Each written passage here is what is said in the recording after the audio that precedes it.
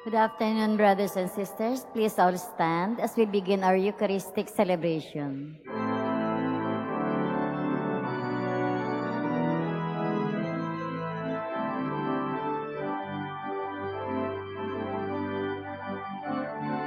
Ayan, umawit ng papuri, sapagkat ngayon ika'y pinili, isang bayan, isang lipid, isang Diyos, isang hari.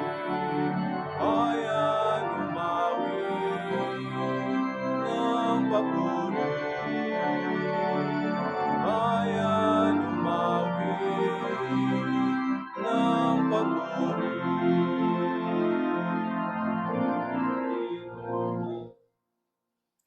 We gather in the name of the Father, and of the Son, and of the Holy Spirit. Amen. The Lord be with you. And with your spirit. My dear brothers and sisters, in this Eucharist, let us continue praying for Pope Francis, our Lolo Kiko. He's still in the hospital, and he is not fully well. Let us ask that the Lord will extend to him his healing power. Also, in this Eucharist, let us remember one of the benefactors of the Manila Cathedral, Mr. Albert Lina, who passed away. He was the one who donated the 23 bells of our, the carillon bells of our tower. Let us pray for the eternal repose of his soul. To prepare ourselves for this Eucharistic celebration, let us acknowledge that we are all sinners in need of God's mercy.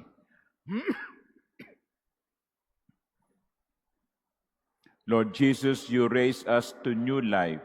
Lord, have mercy. Lord, have mercy.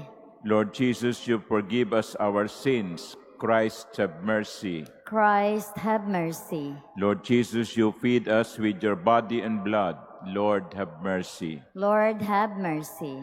May Almighty God have mercy on us, forgive us our sins, and bring us to everlasting life. Amen. Let us pray.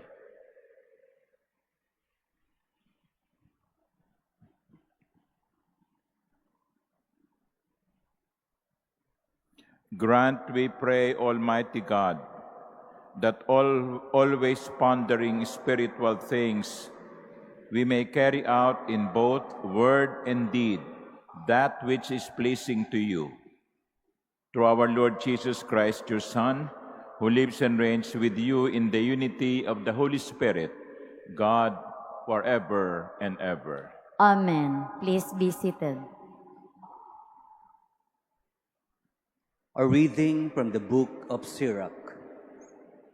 Wisdom breathes life into her children and admonishes those who seek her. He who loves her loves life. Those who seek her will be embraced by the Lord. He who holds her fast inherits glory. Wherever he dwells, the Lord bestows blessings. Those who serve her serve the Holy One. Those who love her, the Lord loves. He who obeys her judges nations. He who hearkens to her dwells in her inmost chambers. If one trusts her, he will possess her. His descendants too will inherit her. She walks with him as a stranger, and at first she puts him to the test.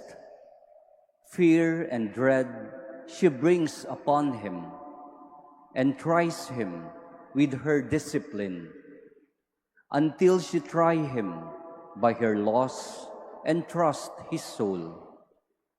Then she comes back to bring him happiness and reveal her secrets to them. And she will heap upon him treasures of knowledge and an understanding of justice. But if he fails her, she will abandon him and deliver him into the hands of the spoilers. The word of the Lord. Thanks be to God. O Lord, great peace have they who love your law. O Lord, great peace have they who love your law. Those who love your law have great peace, and for them there is no stumbling block. O Lord, great peace have they who love your law. I keep your precepts and your decrees, for all my ways are before you. O Lord, great peace have they who love your law. My lips pour forth your praise, because you teach me your statutes. O Lord, great peace have they who love your law. May my tongue sing of your promise, for all your commands are just. O Lord, great peace have they who love your law. I long for your salvation, O Lord, and your law is my delight. O Lord, great peace have they who love your law. Let my soul live to praise you, and may your ordinances help me. O Lord, great peace have they who love your law. Please all stand.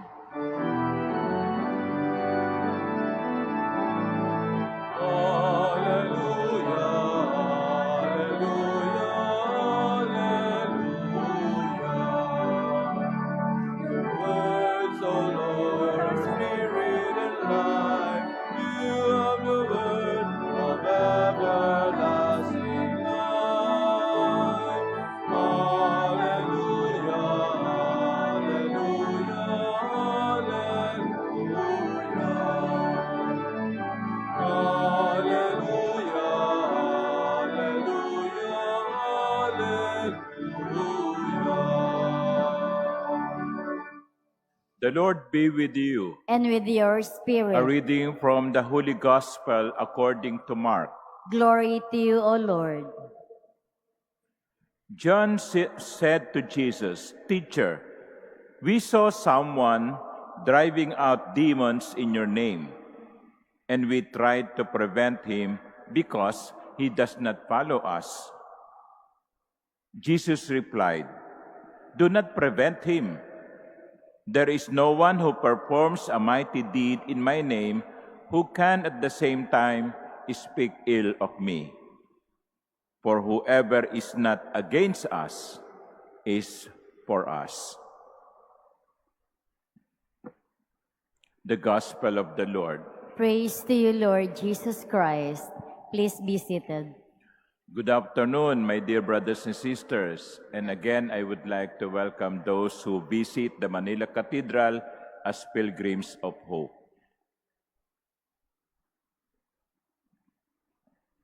Teacher, we saw someone driving out demons in your name, and we tried to prevent him because he does not follow us. In other words, he does not belong to us. And the implication is, if he does not belong to us, he is our enemy. And so the suggestion is, Lord, tell him to stop doing what they are doing. And the response of Jesus is a lesson about tolerance. Do not prevent him. He is doing what I am doing, and therefore, we cannot consider him our enemy. Let us be tolerant about differences. Sa mundo naman, talagang magkakaiba tayo eh. Katulad ninyo ngayon, sa pananamit, iba-iba kayo. Maging sa kulay ng inyong damit, iba-iba kayo. You are wearing different color of shirt, of clothes. But notice, all of you are looking forward.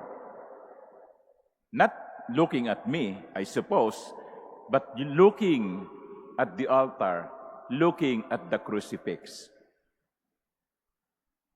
And therefore, you cannot say that the person sitting beside me who happens to be wearing a different color of clothing or t-shirt is my enemy because we are different. No. Yes, we are different, but we are not necessarily enemies because we are looking towards the same direction. Ang tinitignan natin, iisa lang naman si Jesus. Ang sinusundan natin, iisa lang naman ang Panginoon. Hindi maiiwasang magkakaiba tayo, pero hindi tayo magkakaaway sapagkat iisa ang ating pinapanginoon. And that is the point of Jesus. There is no one who performs a mighty deed in my name who can at the same time speak ill of me. He may be using this different method. He may be using or saying different words, but the thought is the same. For whoever is not against us is for us. He may be different, but he is not our enemy. You know, in some parts of the world, there is what we call or they call DEI. And it's a very hot topic in the US right now.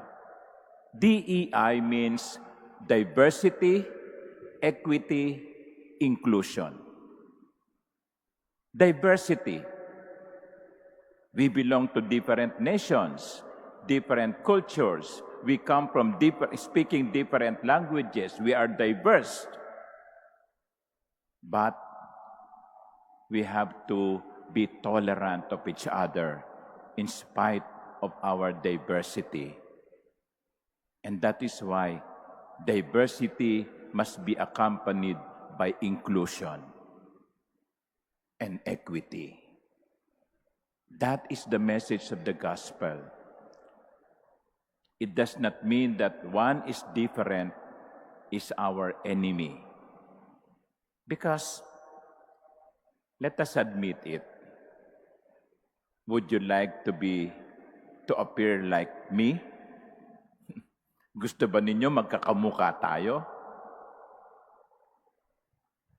Ang ganda, you know, if you look at the painting, I suppose many of you have seen paintings. The beauty of a painting comes from the fact that it is made of different colors, vibrant colors.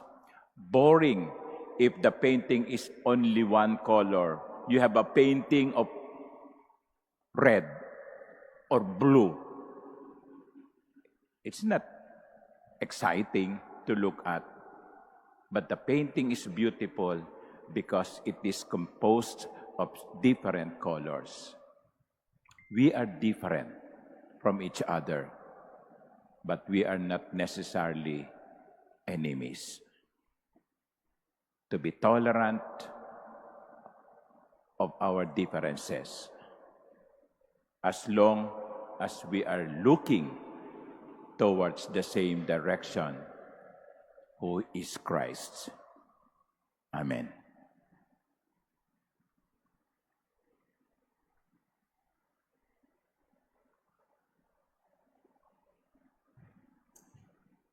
Please stand.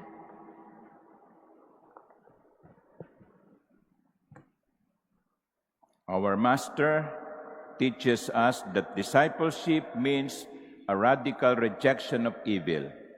We pray with the intention of making sacrifices to follow the Lord. And to every petition, our response would be, Lord, hear our prayer. Lord, hear our prayer. That the church may effectively preach the gospel, let us pray to the Lord. Lord, hear our prayer. That God may grant us the gift of forgiveness, reconciliation, and healing of hurts, caused by division and bickering. Let us pray to the Lord, Lord, hear our prayer. that there may be greater appreciation of the goodness of people as a channel of God's Spirit at work in the world. Let us pray to the Lord, Lord, hear hear our our prayer. that the old, the lonely, the handicapped, and the sick may be strengthened by the warmth of our caring presence. Let us pray to the Lord, Lord, hear our prayer. that our friends who have died and have gone before us may share in the peace and happiness of God's kingdom. Let us pray to the Lord, Lord, hear our prayer. Heavenly Father, help us to see all people through your eyes. Grant us breadth of mind and generosity of heart to accept what is good from whatever source. We made our prayer through Christ our Lord. Amen. Please be seated.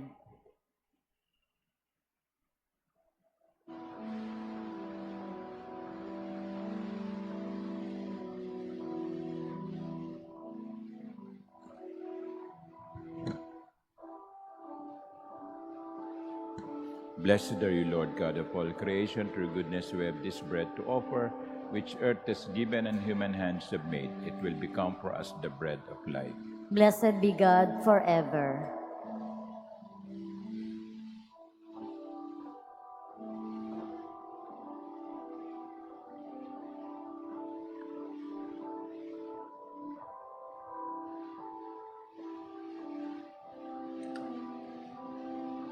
Blessed are you, Lord God of all creation. Through goodness we have this wine to offer, fruit of the vine and work of human hands. It will become our spiritual drink. Blessed be God forever.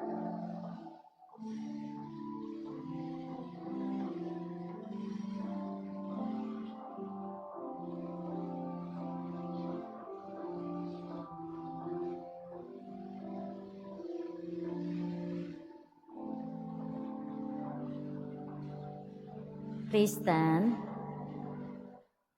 Pray, my dear sisters and brothers, that my sacrifice and yours may be acceptable to God, the Almighty Father. May the Lord accept the sacrifice at your hands for the praise and glory of his name, for our good and the good of all his holy church. As we celebrate your mysteries, O Lord, with the observance that is your due, we humbly ask you that what we offer to the honor of your majesty may profit us for salvation through Christ our Lord. Amen.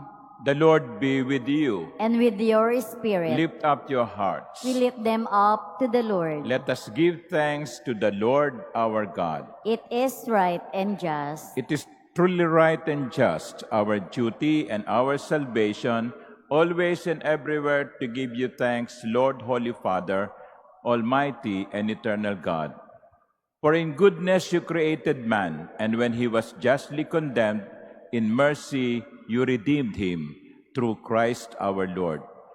Through him the angels praise your majesty, dominions adore, and powers tremble before you. Heaven and the virtues of heaven and the blessed seraphim worship together with exultation. May our voices, we pray, join with theirs in humble praise as we acclaim. Holy, holy, holy Lord God of hosts. Heaven and earth are full of your glory. Hosanna in the highest. Blessed is he who comes in the name of the Lord. Hosanna in the highest. Please kneel. You are indeed holy, O Lord, the fount of all holiness. Make holy, therefore, these gifts, we pray, by sending down your Spirit upon them like the dewfall, so that they may become for us the body and blood of our Lord Jesus Christ. At the time he was betrayed and entered willingly into his passion, he took bread, and giving thanks, broke it and gave it to his disciples, saying, Take this, all of you, and eat of it, for this is my body, which will be given up for you.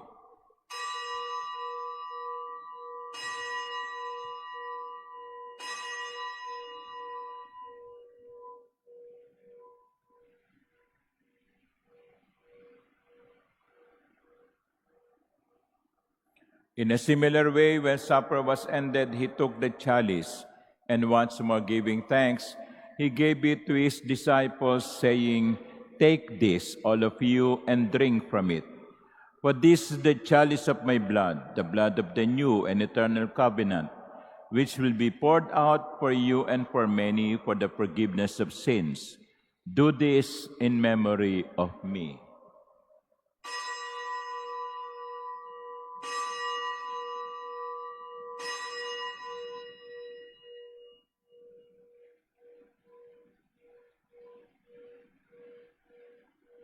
Please stand. The mystery of faith. We proclaim your death, O Lord, and profess your resurrection until you come again. Therefore, as we celebrate the memorial of his death and resurrection, we offer you, Lord, the bread of life and the chalice of salvation, giving thanks that you have held us worthy to be in your presence and minister to you. Humbly we pray that partaking of the body and blood of Christ, we may be gathered into one by the Holy Spirit. Remember, Lord, your church spread throughout the world and bring her to the fullness of charity, together with Francis, our Pope, and Jose, our Bishop, and all the clergy.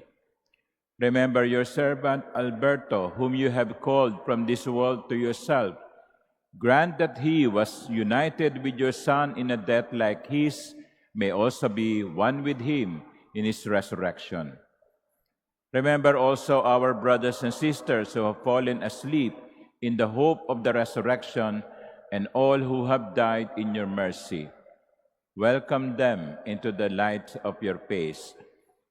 Have mercy on us all, we pray, that with the Blessed Virgin Mary, Mother of God, with blessed Joseph, her spouse, with the blessed apostles and all the saints who have pleased you throughout the ages, we may merit to be co-heirs to eternal life and may praise and glorify you through your Son, Jesus Christ. Through him and with him and in him, O God, Almighty Father, in the unity of the Holy Spirit, all glory and honor is yours forever and ever. Amen. As one family with one common Father in heaven, we pray. Our Father, Who art in heaven, hallowed be thy name. Thy kingdom come, thy will be done on earth as it is in heaven. Give us this day our daily bread, and forgive us our trespasses, as we forgive those who trespass against us. And lead us not into temptation, but deliver us from evil. Deliver us, Lord, we pray, from every evil. Graciously grant peace in our days, that by the help of your mercy we may be always free from sin and saved from all distress, as we await the blessed hope and the coming of our Savior, Jesus Christ. For the kingdom, the power, and the glory are yours, now and forever. Lord Jesus Christ, who said to your apostles, "Peace I leave you, my peace I give you." Look not on our many sins, but on the faith of your church, and graciously grant her peace and unity in accordance with your will, who live and reign forever and ever. Amen. The peace of the Lord be with you always. And with your spirit. Let us offer each other the sign of peace.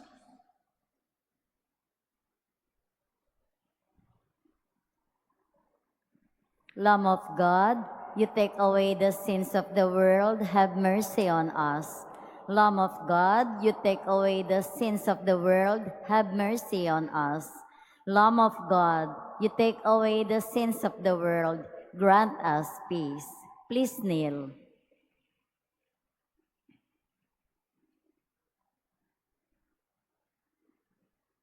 Behold the Lamb of God. Behold him who takes away the sins of the world. Blessed are those called to the supper of the Lamb.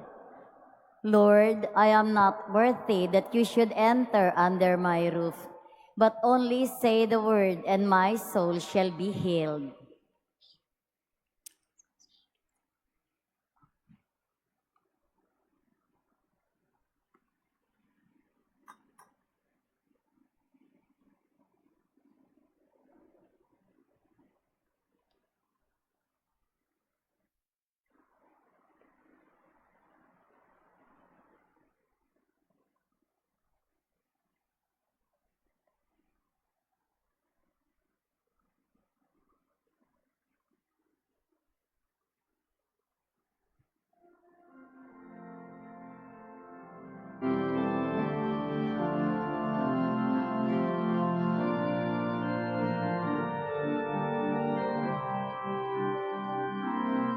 Masdan mo ang ingas ng pag-asa at ang awit namin pakinggan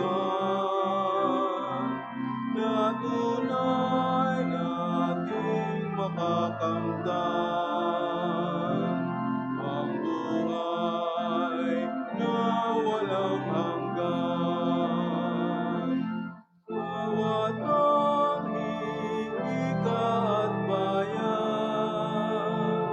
ang salita mo ang siyang ilawan. Landas namin kung kami naliligaw, sa iyong anak ang daay natatanaw. Masdan mo ang ingas ng pag-asa at ang awit namin pakinggan na tunay nating makakamtan ang buhay na walang hanggan. Aming Diyos na mapagkumbaba, lumikha ng langit at lupa. Bagong buhay ang kanyang alay, nang sa piling niya muli tayong mabubuhay. Masdan mo ang ingas ng pag-asa at ang awit namin pakinggan na tunay nating makakamtan ang buhay na walang hanggan.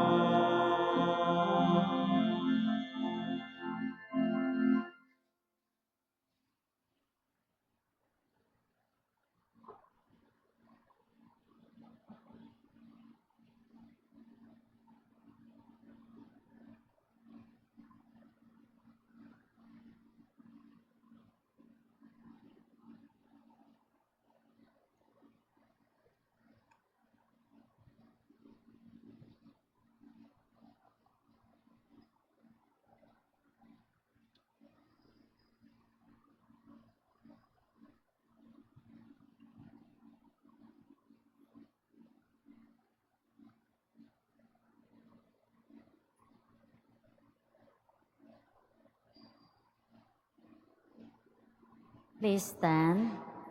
Let us pray. Grant, we pray, Almighty God, that we may experience the effects of the salvation which is pledged to us by these mysteries through Christ our Lord. Amen. My dear brothers and sisters, it's Wednesday again, and I invite you to join us in our Wednesday Family Rosary at 9 in the evening via our Facebook page, The Manila Cathedral. The hosts will be the community of EDSA Shrine, the recently declared National Shrine of Mary, Queen of Peace. that is in Quezon City, EDSA Shrine. So that will be at 9 in the evening tonight. The Lord be with you, And with your spirit. and may Almighty God bless you, the Father, and the Son, and the Holy Spirit. Amen. The Mass is ended. Go in the peace of Christ. Thanks be to God.